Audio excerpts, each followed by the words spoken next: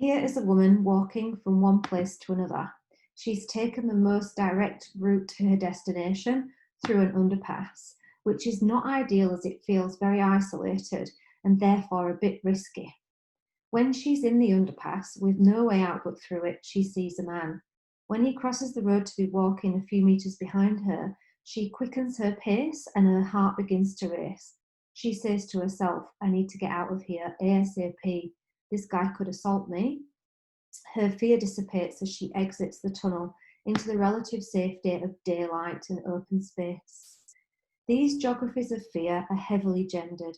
Being scared of sexual assault and physical violence constrains women's movements significantly. Boosted by current gender justice movements across the globe, the mainstream sentiment is that women should feel safe and not be at risk of men's violence as they move through the world. So, what is the solution? At the moment, it's very much a case of technology to the rescue. Technology companies have heard the plight of women and are taking up the challenge of keeping them safe. The innovators and disruptors of the tech world are bringing the social issue of women's safety into the digital fold. Back to the scene in my slide again. Imagine there is a mobile phone in the woman's hand. It's very possible. And on her phone is an app, one designed to keep her safe. The app tracks her journey from one place to the next. It sends her live geolocation data to her trusted family and friends, and when she sees the man, she anticipates danger and hovers her thumb over the app's emergency button, just in case she needs to call for help. So rather than solving the problem, my research finds that new safety technologies are more often the problem renewed, as they mimic the safety practices that women have had to engage with over the long term. For example, an app that crowdsources information from women as to where feels unsafe or safe in the city would direct this woman around the underpass. But today, due to time constraints, she's had to take the more direct route. In the tunnel, she experienced a heightened sense of anxiety because her safety app was advising against it. Wouldn't it be nice if she could go any way she wanted? Rather than opening up the world for women in many ways, technology is closing it down. New safety technologies are responsibilizing women for their lack of safety, and invariably their friends and family who have limited ability to help via an app on their mobile phone. Should the woman in the underpass come to harm, would she then be blamed for not taking the safest route possible as advised by her app? And if she's on the move for work, would her employer's insurance for her safety become void due to her risky action and poor technology use?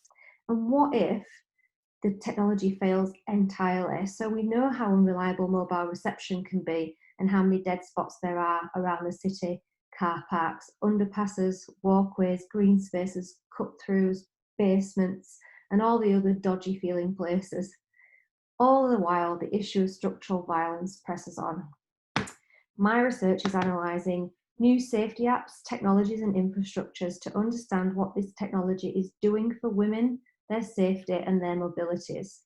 When designed and delivered well, my work with the Women's Education Services Network is finding that personal safety apps can be an important lifeline for women in unsafe circumstances.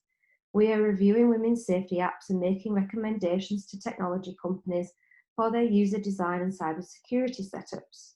Our research also connects to frontline workers to better understand how these technologies work in practice.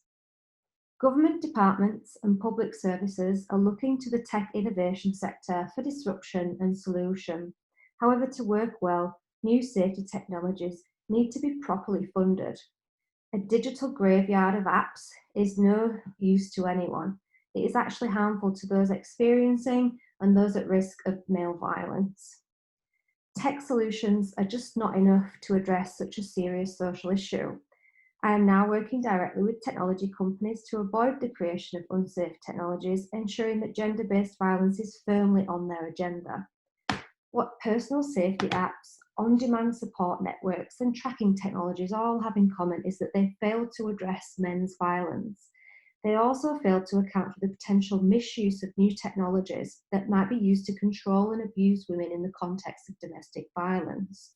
This is why we need more women at the forefront of technological development and way more diversity in the tech industry itself. We must also be cautious that women's spheres are not simply capitalised upon within the lucrative space of technological innovation. Once we start seeing apps designed to address men's violence instead of keeping women safe, we may just be getting somewhere. Thanks for listening.